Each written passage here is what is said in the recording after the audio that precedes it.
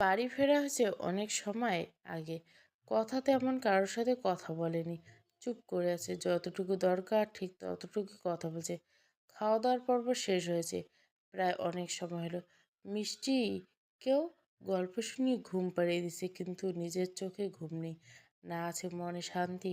অনেক চেয়ে মনকে ঠিক করতে পারে না। এত রাতে ছাদের উদ্দেশ্যে রওনার কথা। বিষণ্ণ হৃদয় নিয়ে পূর্ণিমা চাঁদ রাত্রিরে একাকী ছাদে দাঁড়িয়ে দূর আকাশের পানে চাঁদ শত শত তারা দেখে চলছে কথা। শুধু দেখে চললে বললে ভুল হবে। আর তমালের সাথে দেখা হওয়া থেকে শুরু করে তমালের সাথে প্রথম দেখা হওয়ার ঘটনা পুরোটাই কথার মাথায় ঘুরপাক খাচ্ছে।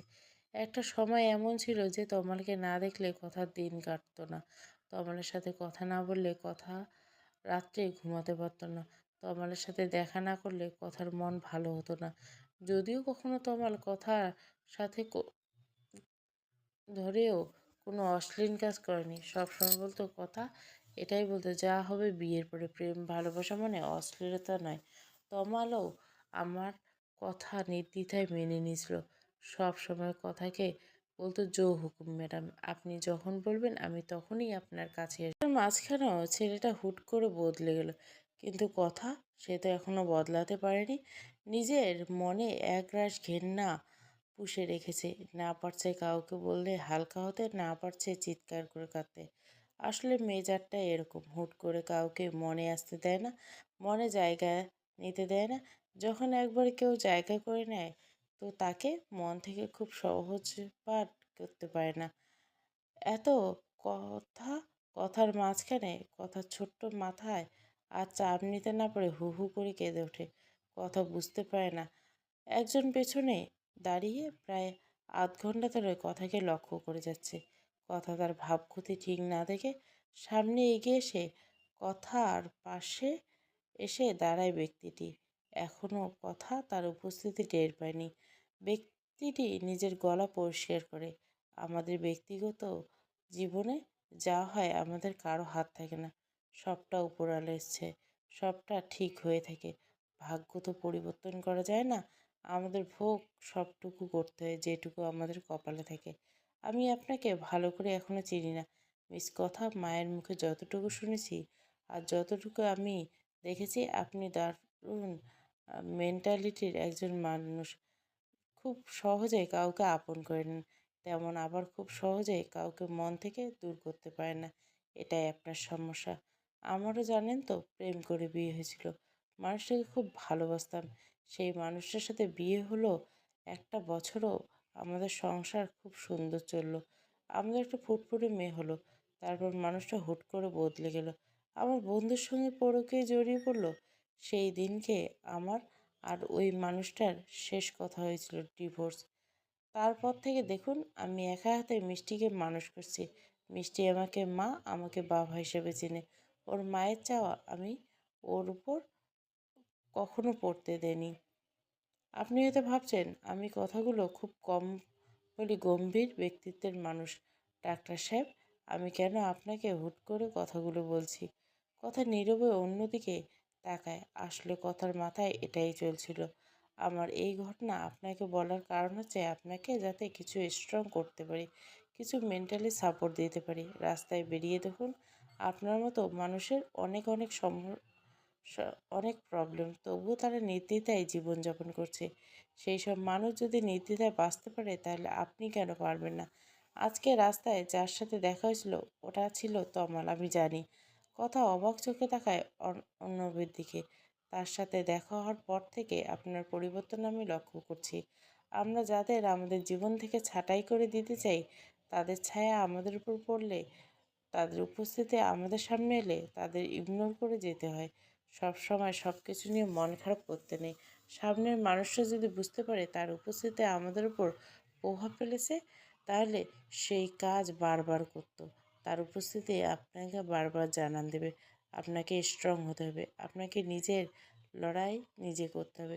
তবে হ্যাঁ, যদি মেন্টালি সাপোর্ট চান তো আমি আছি আপনার পাশে, একটা ভালো বন্ধু হয়ে। হয়তো সেরকম মজার মজার কথা বলে আপনাকে হাসাতে পারবো না, কিন্তু হ্যাঁ, আমার কিছু গাম্ভীর্য স্বভাবে আপনাকে কিছু যুক্তি অবশ্যই দিতে পারবো। কথা হেসে ফেলে অর্ণবের কথা একটু নিঃশ্বাস নিয়ে ধীর স্বরে বলে, আমার জীবনটা একটা গোলক ধাঁধার মতো হয়ে গেছে। যেদিকে যেতে চাই সেদিকে দেখি ফাঁকা। আপনি তো সবটাই জানেন ডাক্তার মশাই। অর্ণব নিজের চশমার আড়ালে চোখ পিটপিট করে বোঝায়, হ্যাঁ সবটা জানে। আমি সব জানি তা বলে আর এখন তো সেই সমস্ত পুরো কথা না তোলাই ভালো। একটা কথা মাথায় রাখবেন, যেটা হয়েছে ভালোর জন্য হয়েছে, যেটা হবে ভালোর জন্য হবে। শুধু সময়ের অপেক্ষা করুন। ভালো সময় অপেক্ষা। কথা নীরবে সম্মতি জানে। এদিকে মধ্যরাতে তমাল বারে বসে আছে, শুধু আছে ভুল হবে, সামনে ড্রিঙ্ক করে যাচ্ছে। শুধু তমাল একা নয়, তার সাথে নিহারিকার উপস্থিত। মূলত নিহারিকা আজকে তমালকে ডেকেছে এইবারে, খুব নাকি দরকারি আলোচনা বাকি আছে। তমাল প্রথমে আসতে চায়নি, তবুও জোর করে নিহারিকা নিয়ে এসছে। কী বলবে তাড়াতাড়ি বলো, আমাকে যেতে হবে। এত ড্রিঙ্ক করলে আমি গাড়ি চালাতে পারবো না। যাবে বলে আজ রাতে তো আমরা এখানেই থাকবো নিহারিকা। আমি তোমার সাথে এক মুহূর্তে থাকতে চাইনি নিহারিকা। নিহারিকা তমালের কথা শুনে রাগে নিজের হাত মুষ্টিবদ্ধ করে। আগের থেকে ওয়েটারের সাথে কথা বলে রাখা ছিল ড্রিঙ্কের মধ্যে কিছু মিশিয়ে দেওয়ার জন্য। ওয়েটারের কথা মতো ড্রিঙ্কের মধ্যে নেশাদ্রব্য কিছু একটা মিশিয়ে দিল। তমাল সামনে গ্লাস দুটো নামিয়ে রেখে নিহারিকা হাতে একটা তুলে নেয়। তমালকে বলে, নাও এটাই লাস্ট খাও, আমি চলে যাব। দুজনেই হাতে ড্রিঙ্কস গ্লাস নিয়ে শেষ করে, কিন্তু সমস্যা ওই জায়গাতেই হয়। সকালে ব্রেকিং নিউজ, নিহারিকা সেন শিল্পপতি অজিত সেনের মেয়ে কাল রাতে কাজে ধরা পড়েছে। গত রাতে পুলিশ আরবি রেস্টুরেন্টে রেড চক্র ধরা পড়েছে, চক্রকারী পলাশের সাথে। অন্ত অঙ্গ কিছু পিকচার। সকালে এই নিউজটা যেন পুরো শহর জুড়ে চলছে। কথা নিউজ দেখে পুরো স্তম্ভ। নিজের মেয়ে হয়ে কখনো চায়নি কোনো মেয়ে এমন ইজ্জতহানি হোক। কথাকে ওভাবে দাঁড়িয়ে থেকে থেকে অন্য ডাইনিং টেবিলে বসতে বসতে বলে, আপনি কি আপনার স্কুল নিয়ে মিস কথা? কথা অর্ণবের কথা শোনেইনি। অর্ণবের রিমোট দিয়ে টিভি বন্ধ করে দিল। আপনি কবে এত মনোযোগ দিয়ে টিভি দেখতে শুরু করলেন মিস কথা? কথা বুঝি এবার টনক নড়ল পাশে দাঁড়িয়ে থাকা অর্ণবকে দেখে। হ্যাঁ হ্যাঁ, কিছু বলছিলেন? রূপা দেবীর উদ্দেশ্যে অর্ণব বলল, মা খেতে দাও। বসুন, আজ স্কুলে যাবেন না? খাওয়া দাওয়া বন্ধ করবেন নাকি? না, স্কুলে যাব না। মিষ্টির শরীরটা একটু খারাপ, রাতে গাটা একটু গরম ছিল, এই ভোরবেলা ঘুমিয়েছে। ওকে ছেড়ে একা যেতে ইচ্ছে করছে না স্কুলে। অর্ণব মৃদু হাসলো। এতটা দায়িত্বশীল রমণী কখনো দেখেছে কিনা সন্দেহ। নিজের মায়ের পর বোধহয় এই কথাকেই দেখেছে, যে মেয়েটা নিঃস্বার্থভাবে তার মেয়েটাকে ভালোবেসে। রূপাদেবী চোখ মুছতে মুছতে রান্নাঘর থেকে খাবারটা নিয়ে আসলেন। অর্ণব রূপাদেবীর দিকে তাকিয়ে বললেন, কী হলো, তুমি কাঁদছিলে? রূপাদেবী কান্নার চোটে কিছু বলতে পারে না। কথা রূপাদেবীকে ধরে, রূপা মাথা, মা চুপ করো। কী হয়েছে, কাঁদছো কেন? মেয়েটা অধঃপতন অনেক আগেই হয়েছিল। আমি চেয়েছিলাম মেয়েটার কাউন্সিলিং হোক। ওর বাবা নাকি কাউন্সিলিং করাতে নিয়ে গেছিল। ডাক্তার বলেছে যে কিছুদিনের মধ্যে ঠিক হয়ে যাবে। কিন্তু কী করলো, নিজের মান সম্মান সব নষ্ট করে দিল। চোখের জলে নিজের হাতে মুছে রূপাদেবী আবার বলেন, কষ্ট একটু লাগে, আমার বোনের অংশ বলে। বলতে তো নিজের ছিল, সেই কারণে একটু কষ্ট লাগছে নিজের বোনের মেয়ের এমন অধঃপতন। দেখ কথা, আমি বলতাম না তোকে, যে কর্ম যেমন করবে তার ফল ঠিক তেমনই হবে। মিলল তো? অর্ণব এত সময় নীরবের দর্শকের ভূমিকা সাজে, এবার নিজের গলা খাঁকড়ে তুলে, হয়েছে হয়েছে, তোমরা কান্নাকাটি, জলদি ব্রেকফাস্ট দাও, আজ আমার তাড়া আছে। আসলে তমালের প্রি প্ল্যান ছিল সব। তমাল জানতো আজ নিহারিকা কিছু একটা করবে, তাই নিজেই এমন করলো।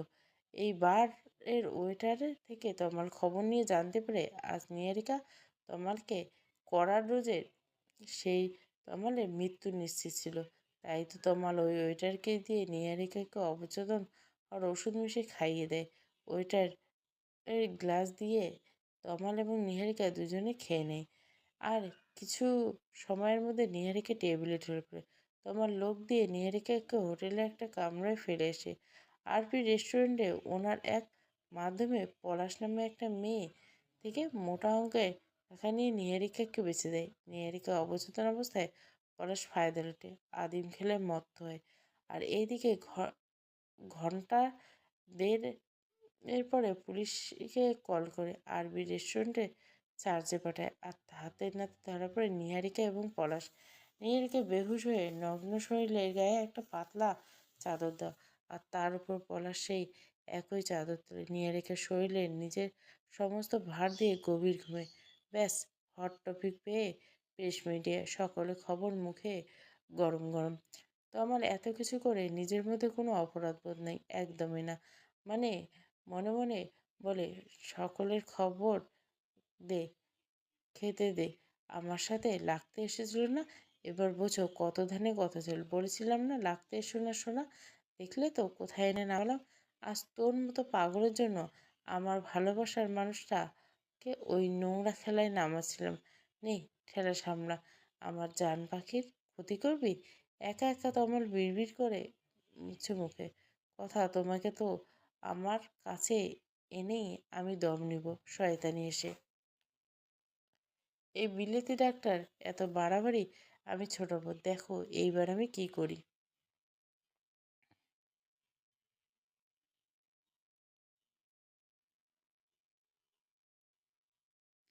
অজিতবাবুর করুণ দশা, মেয়ের এই অবস্থা মেনে নেওয়ার নয়। আজ বারবার ভাবাচ্ছে একই কথা। আজ অন্যের মেয়ের সাথে এমন দুচ্ছাই ব্যবহার করেছিল বলে কি এরকমটা হলো? নিজের মেয়ের অবনতি আসবো?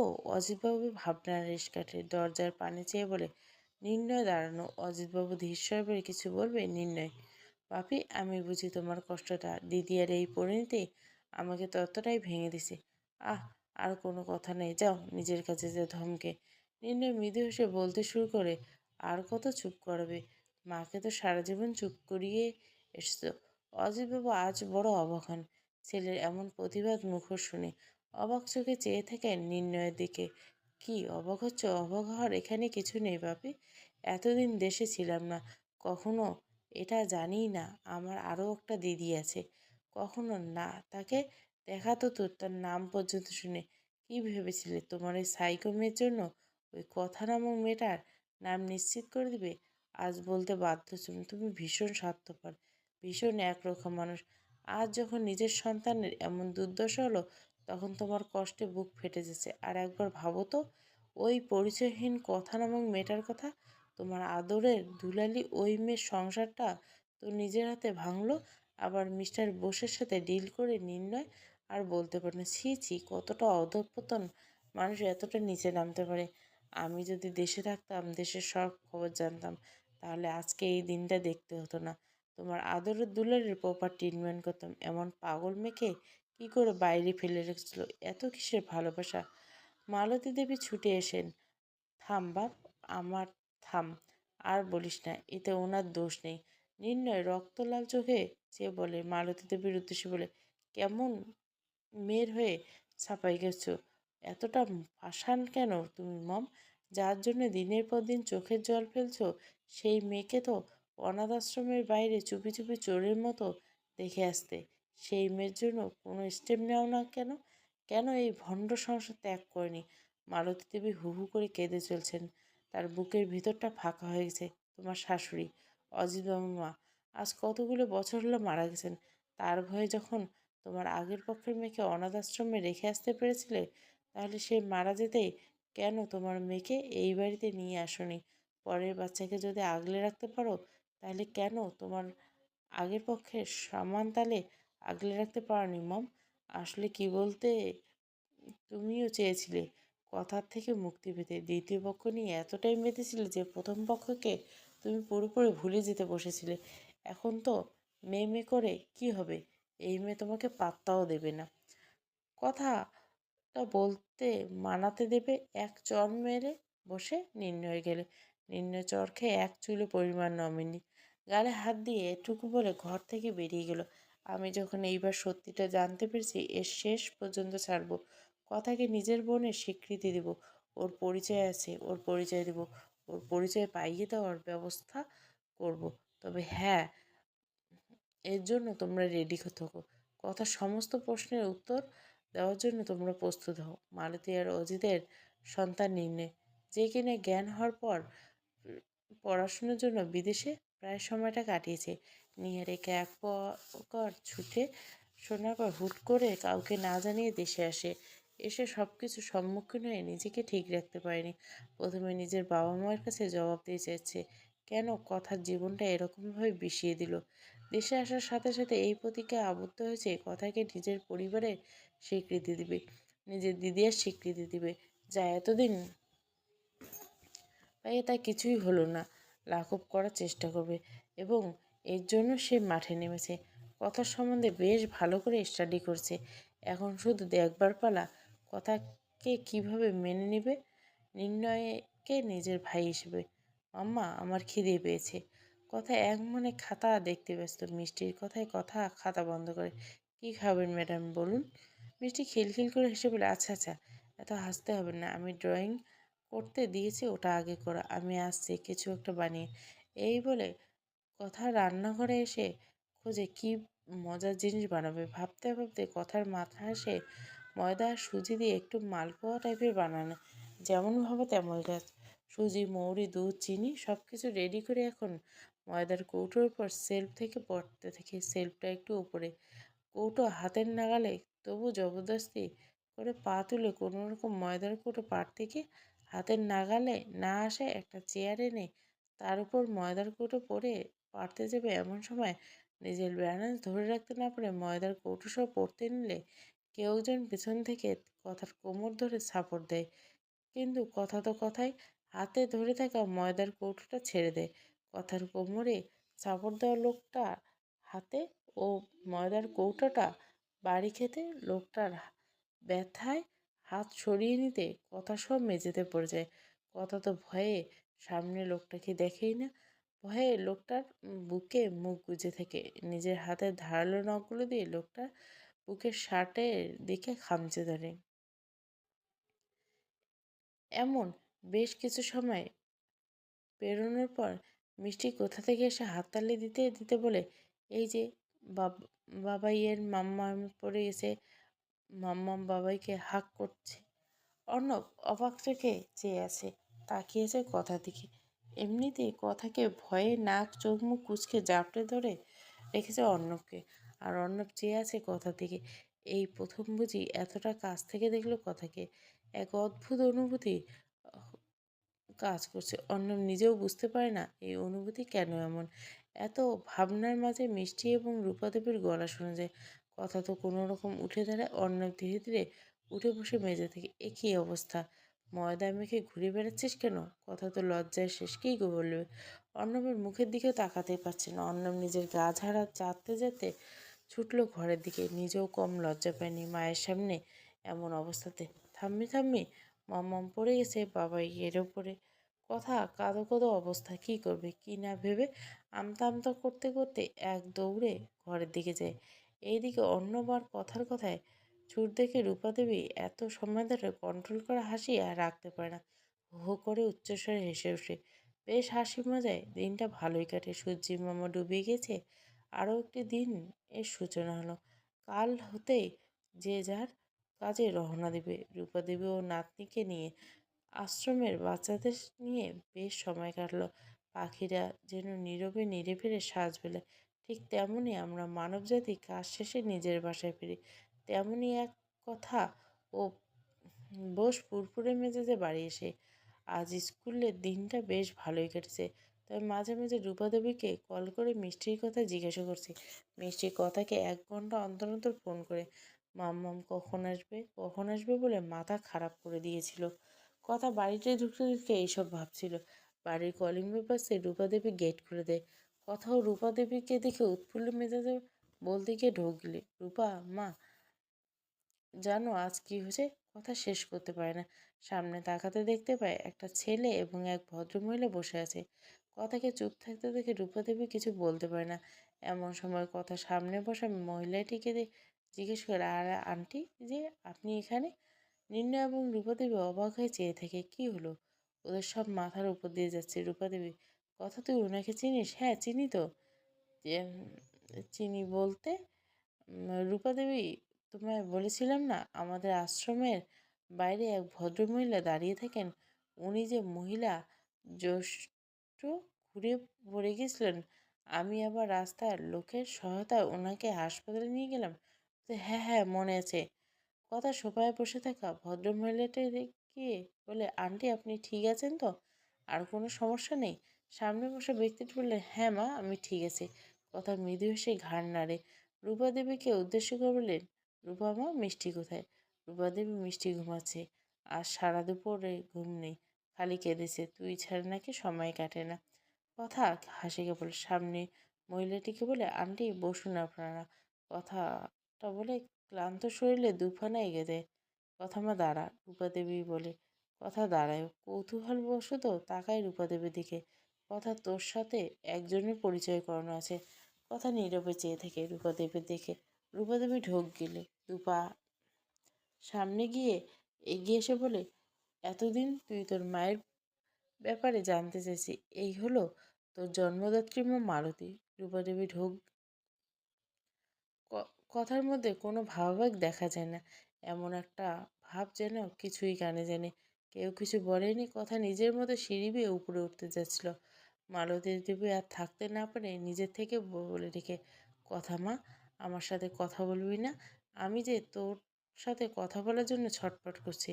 কথা মালতী দেবীর দিকে ঘুরে তাকায়। মালতী দেবীর উদ্দেশ্যে করে ব্যঙ্গাত্মক হেসে বলে, আন্টি আপনার কথা ভুল হচ্ছে। আমি আপনার মেয়ে নই, আমি তো অনাথ মানুষ। আমার বাবা মা রোড অ্যাক্সিডেন্টে মারা গেছে, তাই আমি অনাথ আশ্রম থেকে বড় হয়েছি। আপনি মনে হয় কারোর সাথে গুলিয়ে ফেলছেন আমাকে। আমি আপনার মেয়ে কথা নয়। মালতী দেবীর বুকের যেন কথার ব্যঙ্গাত্মক স্বরে বলা কথাগুলো এসে তীরের মতো বাঁধে। নির্ণয় এত সময় চুপ করে বসেছিল, কথার এই কথাটা চেয়ে কথার পানে তাকে। কথা নিজের কথাটা শেষ করে আবারও এগিয়ে যায় সিঁড়ির দিকে। মালতী দেবী কথার হাত ধরে আটকায়, করুণ স্বরে বলে, আমি ভুল করছি, আমি মানছি, আমি ভুল করছি। এই শেষ বয়সে এসে তো আর কষ্ট দিস না, আমাকে ফিরিয়ে দিস না। আমার সাথে তুই তোর বাড়িতে চল, এখন তুই ওখানে থাকবি, তোর পরিচয় সব থাকবে, তুই অনাথ আর নয়। কথা কথা কিছু সময় এটা চুপ করে পুরোটাই শুনল, তারপর মালতী দেবীর হাত থেকে এক ঝটকায় নিজের হাতটা ছাড়িয়ে নেয়। মালতী দেবী চিৎকার করে বলে ওঠে, কি তখন থেকে মেয়ে মেয়ে লাগিয়ে রাখছেন? বলছি না এখানে আপনার কোনো মেয়ে থাকে না, এটা অনাথ আশ্রম। আশেপাশে খুঁজে দেখুন, কোথাও আছে নাকি মরে গেছে। মালতী দেবী চিৎকার করে বলে ওঠে, কথা, এগুলি কেমন ধরনের কথা? কি করব বলুন? ছোট থেকে তো বাবা মার হাতে মানুষ হইনি, এই অনাথ আশ্রমে মানুষ হয়েছি, অনাথ আশ্রমের বাচ্চাদের সাথে মিশে বড় হয়েছি। এর থেকে ভালো আর কি শিখবো? বড়দের সাথে কি ভালোভাবে কথা বলতে হয়, সেই ম্যানার্সটুকু আমাদের মধ্যে নেই। তাই তো বলছি রাস্তা ওইদিকে চলে যান, এখানে আপনার কোনো মেয়ে থাকে না, আপনি ভুল ডেকে নিয়েছেন। মালতী দেবী রূপা দেবী গেলে, তুই তো কিছু বল রূপু, তুই অন্তত বোঝা। আপনার মনে হলো আমি ছোট বাচ্চা, আমাকে কেউ বোঝাবে আর আমি বুঝে যাব? কথা মা, আমাকে ক্ষমা করে দে আমায়, আমি যে তো জন্মদাত্রী মা হই। চ মা, আমার সাথে চল। কথা তাচ্ছিল্য হেসে বলে, মা? হ্যাঁ, মা তো নেই, সে তো আমাকে নিজের বর্তমান ও ভবিষ্যৎ সুন্দর করার জন্য আমাকে অনাথ আশ্রমে রেখে গেছে, বহু আগের কথা। তুই ভুল ভাবছিস কথা, তুই ভুল ভাবছিস। নির্ণয় নিজের মায়ের এত করুণ অবস্থা দেখে আর থাকতে না পেরে কথার সামনে এসে দাঁড়ায়। দিদিয়া, তুমি হয়তো আমাকে চিনবে না, কিন্তু আমি তোমাকে চিনি, তুমি আমার আরেকটা দিদি। আমি তোমার কথা এই কিছুদিন আগে জানতে পেরেছি, তুমি বিশ্বাস করো দিদিয়া, এমন কোনো দিন যায়নি মা তোমার কথা না ভেবে কান্না করেছে। আমি দেখতাম, তখন ছোটবেলায় বুঝতাম না মায়ের এত কষ্টের কারণটা কি। বাড়িতে ঠাম্মা তোমাকে মেনে নেয়নি, ঠাম্মা দিদিকে উস্কাতো।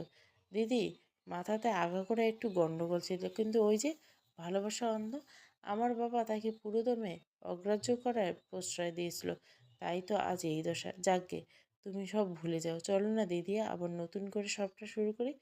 যাক, উপর দিয়ে যায় সে বোঝে পীড়াদায়ক। ছেলেটা এই অনাথ আশ্রমে রূপমা থাকার মায়ের জায়গাটা কখনো অসম্পূর্ণ করেনি। মাতৃস্নেহ আমি পেয়েছি। আমি কখনো মায়ের পরিচয় জানতে চাইনি, ভেবেছিলাম বাবা মা মৃত হয়তো, তাই আমি যার সন্তান, সবটাই ভেবে নিয়েছিলাম। একটা মেয়ে ছোট থেকে প্রচুর স্ট্রাগল করে বড় হয়, তারপর যখন কাউকে মন দিয়ে ভালোবাসে, তার সাথে নতুন সংসার গজায়, তখন না মেয়েটার চোখে না অনেকটা স্বপ্ন থাকে, অনেকটা আশা থাকে। এক বুক ভালোবাসা নিয়ে যখন প্রথমে এ সংসারে পা রেখেছি তখনই আমার জীবনে কালবৈশাখী ঝড়ের মতো তোমার আপন দিদিয়া নিহারিকা সবটাই লণ্ডভণ্ড করে দিয়েছে।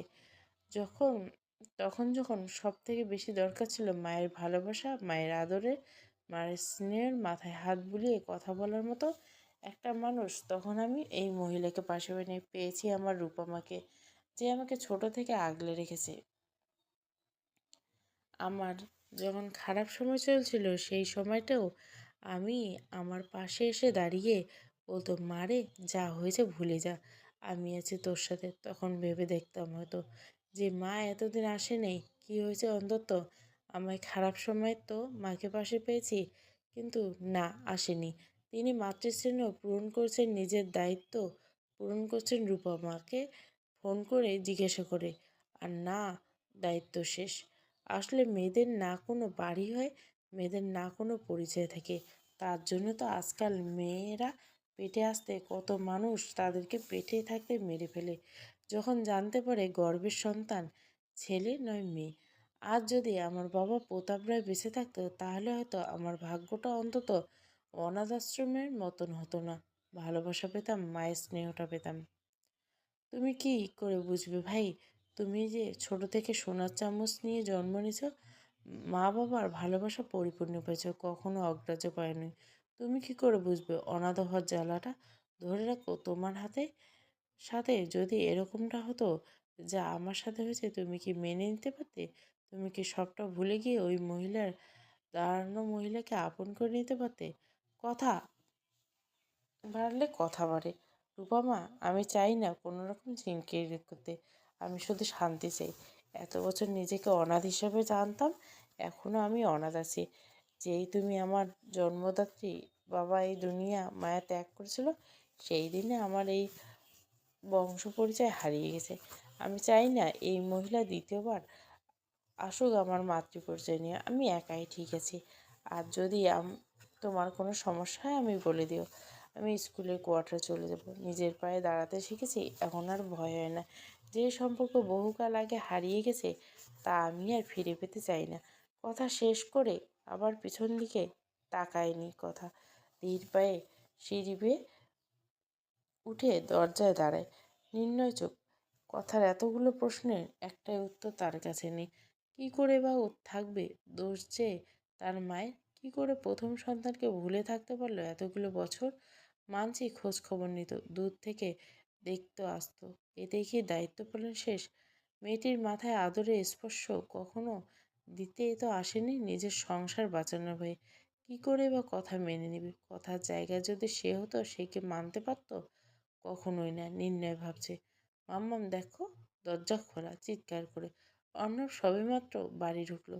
মেয়ের এমন চিৎকার শুনে কান্না করা দেখে ভয়ে কোনোরকম গাড়ি থেকে নেমে ছুটে এসে মিষ্টির কান্নার শব্দ লক্ষ্য করে ছুটে এসে দেখে কথার ঘরের সামনে দাঁড়িয়ে সমান তালে দরজা ধাক্কা দিয়ে কেঁদে যাচ্ছে। হন্তদন্ত হয়ে ছুটে এসে জিজ্ঞাসা করে, কী হয়েছে, এমন কাঁদছো কেন মিষ্টি? রূপাদেবী নিজেকে ধরে রাখতে না পেরে কেঁদেই দেন। মেয়েটা দরজা খুলছে না অর্ণব। সেই কখন থেকে আমরা ডেকেই চলছি, দরজা ভেতর থেকে বন্ধ।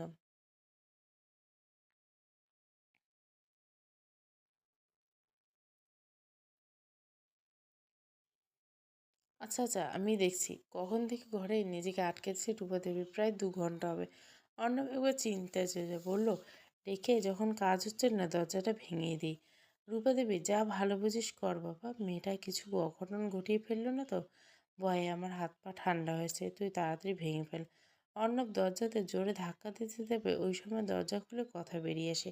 কথা বেরোতে মিষ্টি ছুটে গিয়ে কথাকে পা জড়িয়ে ধরে কোলে ওঠার জন্য লাফালাফি করছে। কথা কোনো ভরিতে ছেড়ে মিষ্টিকে কোলে নিয়ে রূপাদেবীতে বলে, কী হয়েছে, তোমরা এখানে কেন? রূপাদেবী, কী ভেবেছিস তুই এভাবে দরজা বন্ধ করে কী বোঝাতে চাচ্ছিস? সবাইকে টেনশনে ফেলে তোর খুব ভালো লাগছিল না? কথা মৃদু হাসে। রূপমা হাইপার হচ্ছে কেন? আমি তো ঠিক আছি। আমি স্নান করছিলাম, বাথরুমে ছিলাম, তোর শুনতে পানি। শাক দিয়ে মাছ ধরার চেষ্টা করছিস?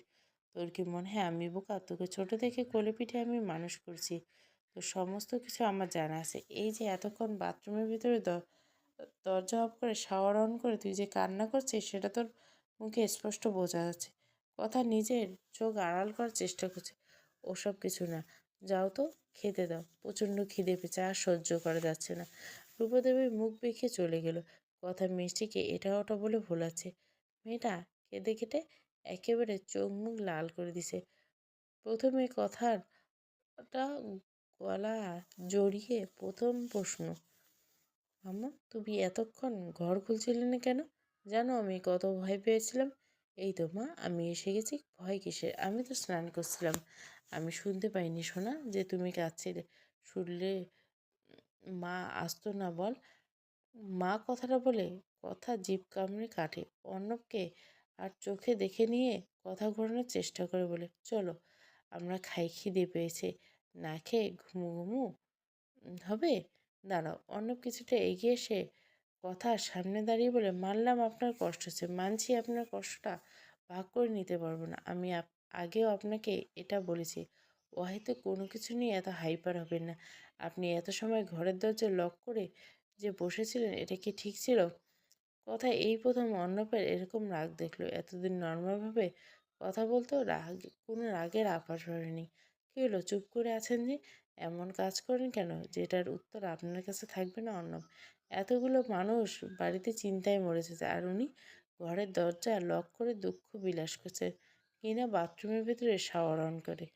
কি ভেবেছেনটা কি? জীবনটা কি নাটক? কথা হেসে বলে, আচ্ছা বাবা, জীবন নাটক না হলো আমি কথা মেয়েটা পুরোটাই নাটকে ভরপুর। ধীরে ধীরে বুঝতে পারবেন আমার অনেক রং, গিরগিটির থেকেও বেশি সব দেখাবো আপনাকে, চিন্তা করবেন না। আমি কিন্তু রেগে আছি, আপনি সেটা বুঝতে পারছেন? আপনি মজা করছেন? মজা না, আসলে অনেকদিন পর কেউ এরকমভাবে আমাকে বকলো। রূপা মায়ের মর বুঝি প্রথম কেউ আমাকে এভাবে বকলো। কিছুটা ভালো লাগলো। অর্ণবের কথাটা শুনে খানিকটা মৃদু হেসে কথার উদ্দেশ্যে বলে, কদিন ধরে কিছু কথা মাথায় ঘুরছে, ঠিক সময় পেলে আপনাকে বলবো। এই সময়টা বলা ঠিক হবে না, যদিও তবু বলতে চাই।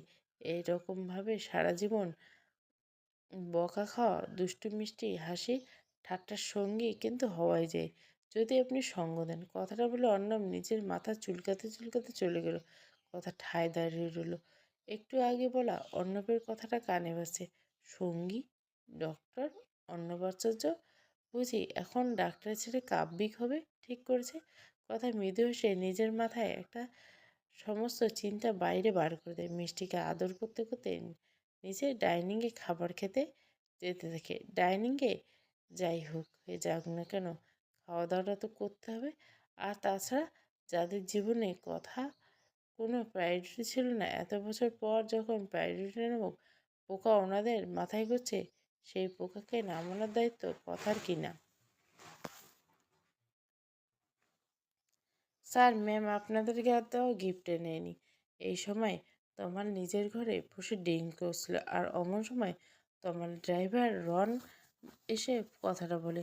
তোমার নেশায় পুরোপুরিটা না শুনলেও কথাটা শুনে মাথায় রক্ত উঠে যায়।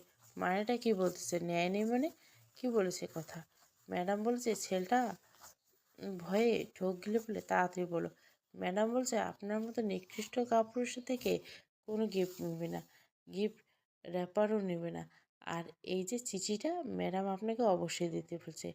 তোমার চিঠিটা হাতে নিয়ে রাখি হেসে বলে, আচ্ছা তুমি এখন যেতে পারো। আসলে আজকে তোমার কথার স্কুলে কথার জন্য একটা হলুদ গোলাপের বুকে পাঠিয়েছিল, এবং তার সাথে কিছু ফেভারিট চকলেট এবং হলুদ রঙের কাচের চুড়ি, যেগুলো তমালের সাথে রিলেশনে থাকাকালীন কথা নিত্যদিনের গিফট হিসেবে তমাল ওইগুলো দিত। কথার খুবই পছন্দ ছিল। তমাল এত সুন্দর সুন্দর গিফট দিলে কথার জন্য আরও আনন্দের সহিত হেসে উঠত। সেই পুরনো অভ্যাস ভেবে তমাল কথার জন্য নিজের ড্রাইভারকে দিয়ে গিফট পাঠায়। এসব ভাবতে ভাবতে চিঠি একটু খুলে প্রথমে বড় বড় অক্ষরে লেখা, নিকৃষ্ট পুরুষ। অবাক হচ্ছেন? অবাক হওয়ার এই কথাই একটু কম বলে ফেলেছি। নিকৃষ্ট না, আপনি একটু কাপুরুষ, অমানুষ, পারিবারিক শিক্ষা কিছুই উপলব্ধি করতে পারেনি। আজ কেন আমার কথা মনে পড়ছে? আজ বুঝি নিহারিকা পুরনো হয়ে গেছে? আমি তো অনাথ কোঠালির মেয়ে, সেখানে আমার জন্য গিফট পাঠানো মানে কি? মিস্টার তমাল লাহিড়ী, আপনি কি ভাবছেন কথা নামক মানবিক খুব ঠুঙ্গো যে ফেলে দেওয়া জিনিস আবারও গিলে খাবে? ভুল ভাবছেন। আগের কথার সাথে এখনকার কথার কোনো পার্থক্য নেই, পার্থক্য হয় না। এখানে তো শুধু আফসোস, তাও আবার আপনার করার পালা। সময় ঘুরে এসেছে। এখন পালা আমার। আমার হাতের পায়ে ধরলেও আর কোনোদিন ফিরে চাইব না আপনাকে। এতটা ভালোবাসার পর যখন মানুষটা ছেড়ে চলে যায় তখন তাকে বুঝতে দিতে হয় যে তার গুরুত্ব কতটা ছিল। তমাল এখন বুঝছে মোহমায়া হয়তো কেটে গেছে, তাই এখন বেশিরভাগ সময় ফলো করছে, সেটা লক্ষ্য করছে কথায়। স্কুলে গিফট পাঠানো, নানান ধরনের ফোনে মেসেজ, যতবার নাম্বার ব্লক করেছে এক একটা নাম্বার থেকে মেসেজ সে কথার সাথে কথা দেখা করতে চেয়েছে। এই ব্যাপারটা নিয়ে কথা বেশ বিরক্ত, কিছুতেই কিছু ভালো লাগছে না। সবসময় এরকম ডিস্টার্ব করা কথার পছন্দ হচ্ছে না। ইচ্ছে করছে তমালকে কটা কটু কথা শোনাতে, কিন্তু সে চায় না তমালের সাথে কোনো ফোন আলাপ করতে। অন্যদিকে অর্ণব আজকাল কথার দিকে একটু বেশি খেয়াল রাখেন, যেন মনে হচ্ছে নিজের আপন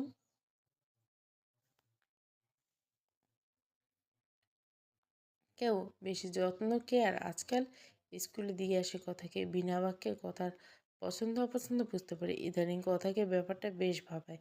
অর্ণববাবুর এই খেয়াল ব্যাপারটা কথার বেশ ভালো লেগে, মুখে কিছু না বললেও মনে মনে খুশি হয়, কিন্তু কথা কোনো ভালোবাসায় জড়াতে চায় না। এই মিথ্যে মোহময় নিজেকে আর ডোবাতে চায় না। নিজের জীবনকে একাই চালিয়ে নিয়ে যেতে চায়।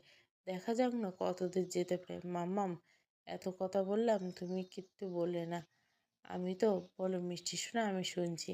আর শুনে কাজ নেই, নিন কথা। মিস, আপনার স্কুলে এসে গেছে, যান। কথা শেষ কথাটা অর্ণব লক্ষ্য করে স্কুলের গেটের সামনে তমাল দাঁড়িয়েছে নিজের গাড়িতে হেলান দিয়ে। এই দৃশ্য দেখতেই অর্ণবের গাড়ির স্টিয়ারিংয়ে ধরে রাখা হাত মুঠো শক্ত হয়, তবু কোনো কথা না বলে কথাকে স্কুলের সামনেই কথাকে নামিয়ে দিয়ে চলে যায়। কথা কিছুটা অবাক হয় বটে, যে মানুষটা দাঁড়িয়ে থাকে কথা স্কুলের ভিতরে না যাওয়া অবধি, সেই মানুষটা আজ কিছু না বলেই চলে গেল। কথা এসব ভাবতে ভাবতে এগিয়ে চলে সামনের দিকে। পাশ থেকে একজন ডেকে ওঠে। কথার নজর পাশে চাইতে চোখ মুখ শক্ত হয়ে যায়, ইগনোর করে এগিয়ে যায়। আমাকে ইগনোর করে যাচ্ছ? যাও, আমিও দেখি তুমি কি করে আজ ক্লাস করো। কথা এত সময় কোনো কিছু না শোনার ভান করে চলে যাচ্ছিল তোমার অ্যাটেনশন পাওয়ার জন্য, বলে যদি চাও আমি তোমার কাজের জায়গায় কোনো রকম সিনকেট না করি তবে। কথা চোখে আগুন চোখে তাকায়। তবে কি কি করবে? সাহস দেখে আমি অবাক হচ্ছি। আমার কাছে সিনকেট করতে চলে এসেছে। তোমার শয়তানি হাসি বলে, আমি তো কিছুই করিনি, জাস্ট একটু কথা বলতে চাই। ভাবলি কি করে যে কথা বলতে চাইলে আমি কথা বলবো? তোমার মতো ছেলের দিকে তাকাতেও আমার ঘৃণা করে। তোমার রাগ হয়, তবুও নিজেকে কন্ট্রোল করে। কথা, নেক্সট টাইম আমার আশেপাশে যেন তোমার কোনো ছায়া না দেখে, বেরিয়ে যাও আমার চোখের সামনে থেকে। তমালকে অমন বলে চলে আসবে বলে 2 পা বাড়ায়। তমাল কথার শাড়ির আঁচল টেনে ধরে, অমনি কথা সপাটে তমাল নামক অপদার্থের গালে চড় মারে।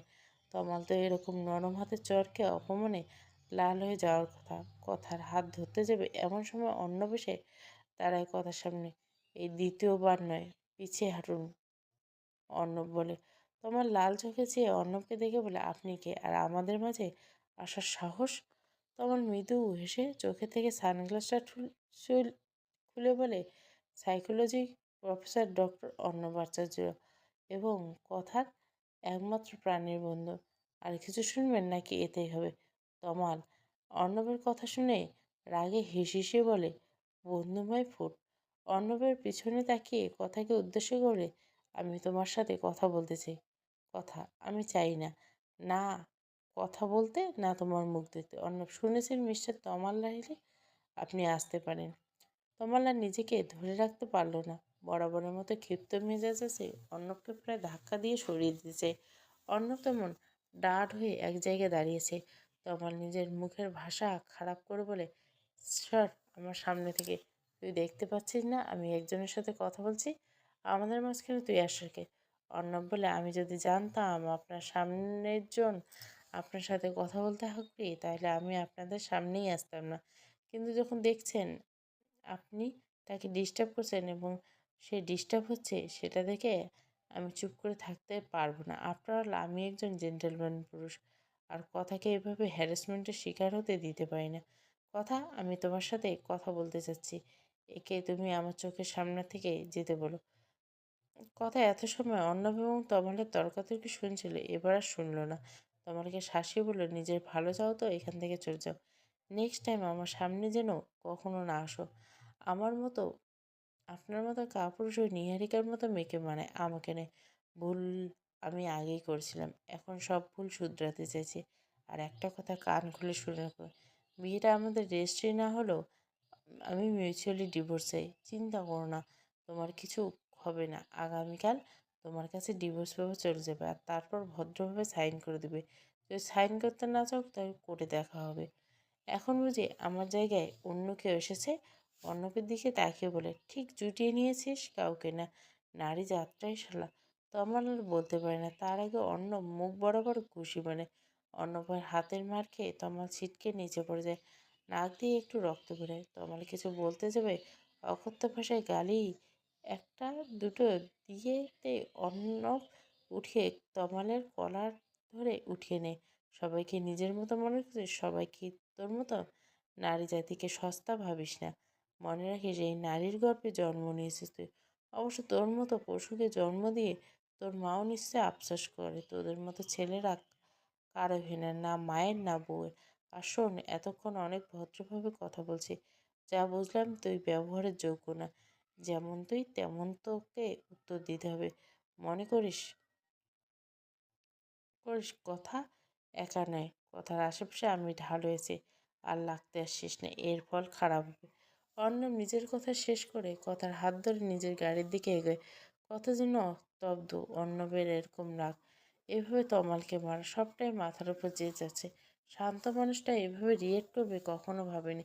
কথা তবুও ঢোকিলে বলে, আমার স্কুল আছে, কোথায় যাচ্ছেন? অর্ণব কথাকে গাড়িতে বসিয়ে নিজেও উঠে বসে। সিট বেল্ট লাগাতে লাগাতে বলে, আজ কোনো স্কুল নেই, আজ সোজা বাড়ি। এটা কিন্তু বাড়াবাড়ি হচ্ছে। আমি ওকে ভয় পাই। ওর জন্য আমি নিজের স্কুল বন্ধ করবো, ক্লাস বন্ধ করবো? স্কুলের হেড শিক্ষকের সাথে কথা হয়েছে আমার, আজ তোমার ছুটি নিয়েছে। আর কোনো কথা না, সোজা বাড়ি যাবে। আপনি ওকে ভয় না পেলেও আমার আপনাকে নিয়ে ভয় হয়। আমি আপনাকে স্কুলে রেখে কিছুতে হসপিটালে মন বসাতে পারবো না। অর্ণবের কথাগুলো যেন কথার কানে প্রতিধ্বনি হয়ে, কি বললে মানুষটা? আমাকে এখানে রেখে মন বসাতে পারবে না? আবার একবার তুমি, একবার আপনি, মনে মনে। আজ গত এক সপ্তাহ হলো সেদিনের পর থেকে নিহারিকা মানসিক হসপিটালে ভর্তি। তার ট্রিটমেন্ট চলছে, আশা করি খুব তাড়াতাড়ি সুস্থ হবে। নির্ণয় এসেছিল নিহারিকার সাথে দেখা করতে ভুলবে। ডাক্তার ডেকেছিল বাড়ির গার্জিয়ান হিসেবে কাউকে, সেখানে নির্ণয় আসে এবং ডাক্তারের সাথে কথা বলে জানতে পারে নিহারিকার ট্রিটমেন্ট ভালো চলছে। একে এভাবে চলতে থাকলে আর কিছুদিনের মধ্যে পুরোপুরি সুস্থ হবে। নির্ণয় এক প্রকার দমনয় করে নিহারিকার সামনে গেল। নিহারিকা শুয়েছিল চুপচাপ, মাথার উপর হাত দেয়। ঘরের মধ্যে কারো আভাস পেয়ে উঠে দাঁড়ায়। সামনে তাকিয়ে দেখে তার ভাই দাঁড়িয়েছে নির্ণয়। নিহারিকা কেন যেন খুব লজ্জায় নিজেকে শেষ করে দিতে ইচ্ছে করে। স্পষ্ট নিজের ভাইয়ের চোখে তার জন্য ঘৃণা দেখতে পাচ্ছে, যে ভাই কিনা দিদিয়া বলতে পাগল ছিল। নিহারিকা একটু চাপা স্বরে বলে, কেন এসেছিস এখানে? আসতে চাইনি, বাবা তোমার দায়িত্ব থেকে মুক্ত চেয়েছে, তাই আমাকে আসতে বাধ্য হয়েছে। বাধ্য হয়ে। নির্ণয়ের সোজা উত্তর। নীহারিকার বুকটা মোচড় দিয়ে উঠল। এত ঘৃণা করিস আমায়? তাহলে কেন এলি? মরে যেতাম। আমার পেছনে কেন টাকা নষ্ট করছিস? আমি কলঙ্কিত, কলুষিত। কথাগুলো বলতে যেন নীহারিকার দম আটকাচ্ছে। আমি কি দোষ করছিলাম বল? আজ যে আমি এত বড় শাস্তি পাচ্ছি, আফসোস এখন অবধি তুই নিজের ভুলটাই বুঝতে পারিসনি। হিংসুটে অনলপুরে শেষ হয়ে গেল রে দিদিয়া। যেই দিদি আমার খুব পছন্দ ছিল, সেই দিদিয়াও কেউ দিদিয়া বলতে ঘৃণা করে। আজ তোমার জন্য আমার আরেকটা দিদিয়ার জীবনটা শেষ হয়ে গেছিল প্রায়। ভাগ্যিস ও ঘুরে দাঁড়াচ্ছে। তুমি মেয়ে হয়ে কী করে পারলে একটা মেয়ের এত বড় ক্ষতি করে? কিসের এত প্রতিশোধ? তুই আজও এসেছিস ওই মেয়ের হয়ে সাফাই গাইতে? আরে তোর মা তো কখনো আমাকে নিজের মেয়ে হিসেবে মেনেই নেয়নি। সৎ মেয়ে আমি তার কাছে।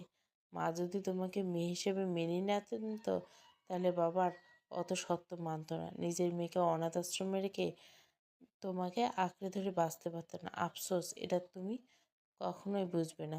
হয়তো মানসিক ট্রিটমেন্ট করলে সুস্থ হয়ে যাবে। যখন তুমি বোঝো না যে মা তোমার জন্য কী কী স্যাক্রিফাইস করছে, আজ নিঃস্ব মা হয়ে সন্তানের চোখে ঘৃণা দেখে তুমি বুঝবে না। মেয়েরা তো মায়ের জাত। তুমি কোন ধাতু দিয়ে তৈরি তাহলে?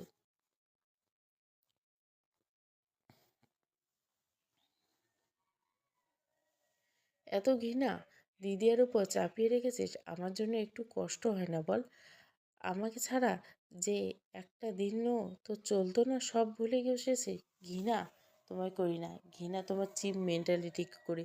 তুমি ছোট থেকে সব পেয়েছিলে দিদিয়া, পায়নি তো ওই মেয়েটা, কথা নামক মেয়েটা কিচ্ছু পায়নি।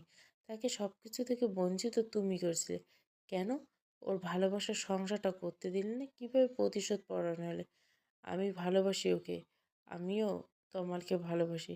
সেটা আজ নয়, আমি তো তমালের কলেজ ফ্রেন্ড। নির্ণয় ঝটকা খেয়ে যায় কথাটা শুনে। বিস্ময় চোখে চেয়ে থাকে। অবাক হচ্ছিস? অবাক হওয়ারই কথা। ও তো আমাকে বস বলে ডাকতো, ও আমাকে কলেজ থেকে বস বলে ডাকতো। না, অফিসের কারণে নয়। আমি ছিলাম কলেজের টম্বাই, প্রচুর পরিমাণে অনেককে। সেই গ্রুপ আমাদের গ্রুপ ছিল, আর আমি লিডার ছিলাম। সেই থেকে বস বলে ডাকা। মজার সূত্র, পরে সেটা ওর মুখেই রয়ে গেছে। ওকে আমি ভালোবাসতাম সেটা জানতো। কলেজে পড়াকালীন ওর সাথে আমার রিলেশন ছিল, অনেক পুরনো কথা। মাঝখানে কথা আসে, কথাকে ভালোবেসে ফেলে, কথার সাথে জড়িয়েছে। আমার সাথে রিলেশন চলাকালীন কথার সাথে রিলেশনে রাখে। পরে যখন জানতে পারি সেদিন অনেক দেরি হয়ে যায়। নির্ণয় তো সন্দেহ হয়নি আমি হঠাৎ কোম্পানিতে কেন বসবো, বাপির জায়গায় কেন আমি নিব। কখনো সন্দেহ নেই বাপির বয়স হয়েছে, আমি ছোট, সেই কারণে তুমি অফিসে কাচারি দেখছিলে, এটাই স্বাভাবিক ছিল। না, স্বাভাবিক না। আমি খবর পেয়েছিলাম আমাদের অফিসের ম্যানেজার পোস্টে তমাল দেখেছিল। তমালকে আমি কিছু বাগে আনতে পারছিলাম না। ও আমার ভালোবাসা অস্বীকার করে কথার সাথে সংসার করার স্বপ্ন দেখেছিল। আমি যদি তখনও জানতাম না যে ওটা কথা। অনেক বোঝানোর পরও আমাকে বিয়ে করতে রাজি না হয়, ও নতুন প্রেমিকাকে বিয়ে করতে রাজি হয়। আমি কিছুটা মেনে নিয়েছিলাম। আমি যেদিন অফিসে প্রথম বসলাম সেদিন আমাকে দেখে তমাল রিয়েক্ট করছিল। ওর চোখে ছিল টাকার মোহ। আস্তে আস্তে আমাদের সম্পর্ক শুরু হয়। কিন্তু আমি যখন জানতে পারি ওর প্রেমিকাই কথা, তখন আমার প্রতিশোধপরায়ণ মন প্রতিশোধের খেলায় নেচে ওঠে। বিয়ের দিন রাত্রিবেলা ওর কানে আমি বানানো কিছু কথা ঢেকে দিই, যাতে ও কথাকে ডিভোর্স দিতে পারে। আর তারপর ঘটনা তো তুই সব জানিস। ছি ছি দিদিয়া, একটা মেয়ে হয়ে এত রকমভাবে তুমি নিচে নামতে পারলে? কত রকমভাবে মেয়েটার পেছনে লেগেছিলে। এখন তো আমার সত্যি ভাবতেই অবাক লাগে। তুমি আসলেও পাগল। না ভান করছো কোর্ট কাছারি থেকে বাঁচার জন্য। নীরেখা হাসে, বেশ শব্দ করে হাসতে হাসতে গড়াগড়ি খায়। কোনোরকম নিজেকে হাসি থামিয়ে নির্ণয়কে বলে, আমি একবার তমালের সাথে লাস্টবার দেখা করতে চাই।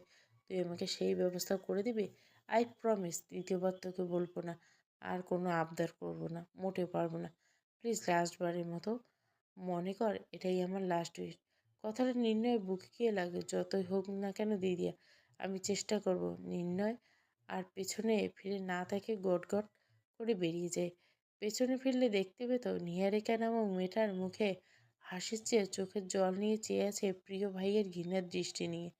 সেদিন থেকে অর্ণব বিদেশে এসে সেদিন থেকে রূপাদেবী অনাথ আশ্রমের পাশে নিজের বাড়িতে উঠেছে। সারাদিন অনাথ আশ্রমে থাকলে রাতে নিজের বাড়িতে এসে থাকে। এখানে কথা মিষ্টি অর্ণব এবং রূপাদেবী থাকেন। সাথে কটা কাজের লোক, দুতলা বিশিষ্ট একটা বাড়ি। নতুন পুরনো নয়, নতুন বলতে গেলে নতুন। বাড়িতে ডেকোরেশন নতুন করা।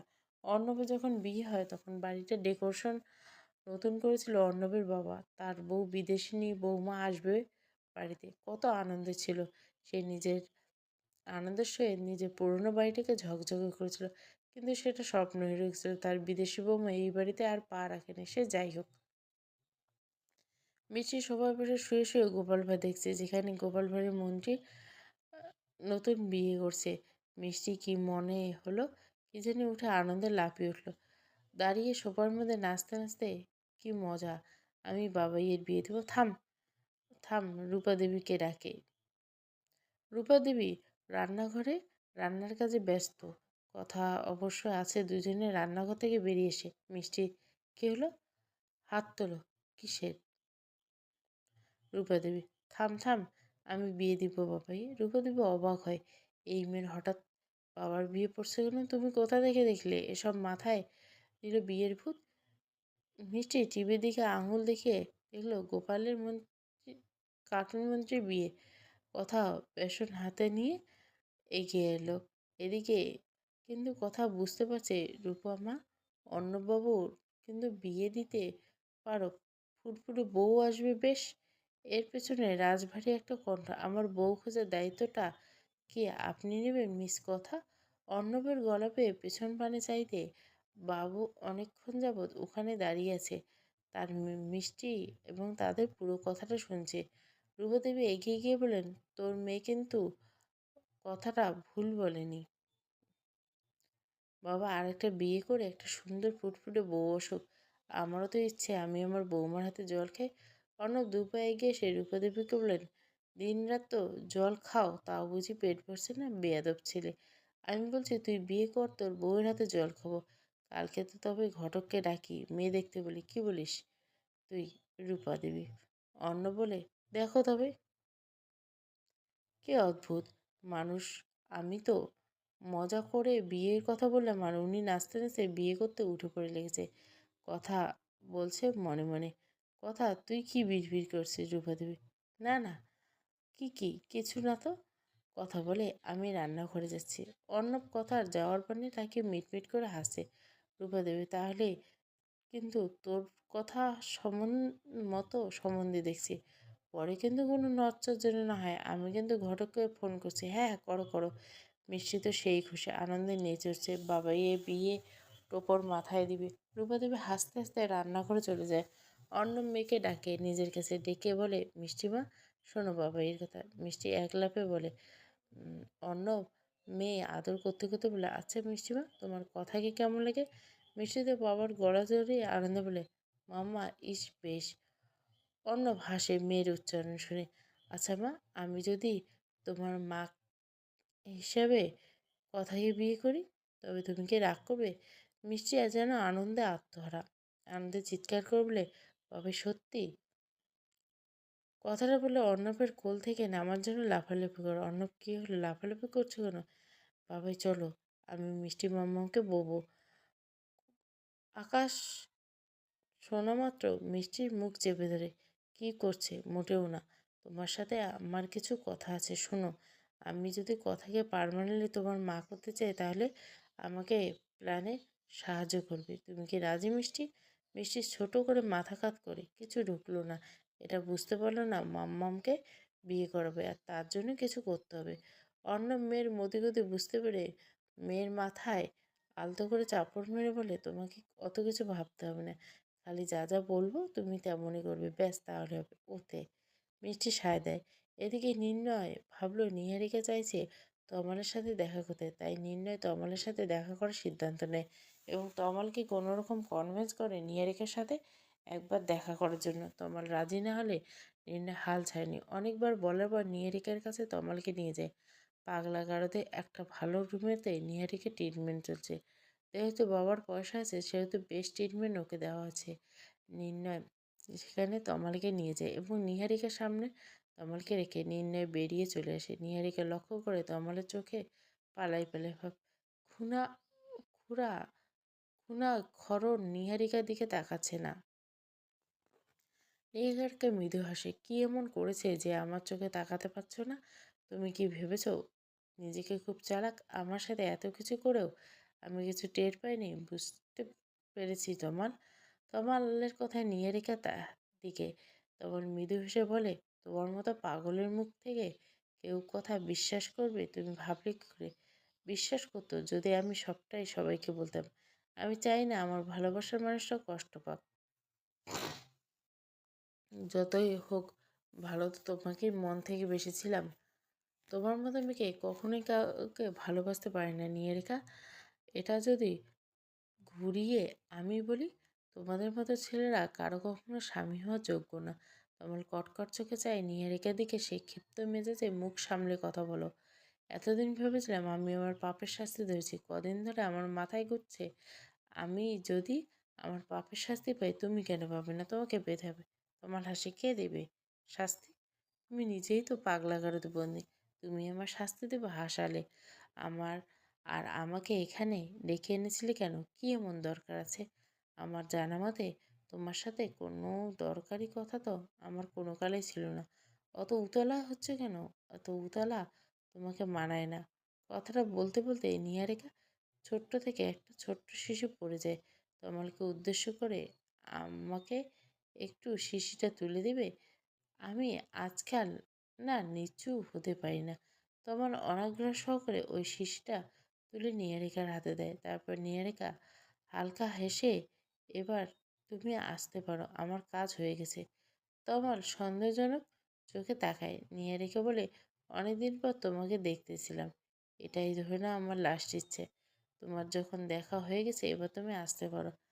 আমার এতটা সময় নষ্ট করে আমি তোমাকে আমার মুখ দেখাতে এসেছি রাগে বলে? আমি তো পাগল, আমার কখন কি হয় জানি না। এখন ইচ্ছে হচ্ছে তোমার মুখ আর না দেখা, তুমি যেতে পারো। তোমার রাগে অশ্রাব্য ভাষায় গালি দিয়ে বেরিয়ে যায়। কিছু সময় পর নিহারিকার সেল থেকে অদ্ভুত চিৎকারে আওয়াজ পাওয়া গেল। ডাক্তার কিছু ছুটে গিয়ে দেখতে পায় নিহারিকা মেঝেতে ছটফট করছে আর হাতে কিছু একটা শীষে আঁকড়ে ধরা।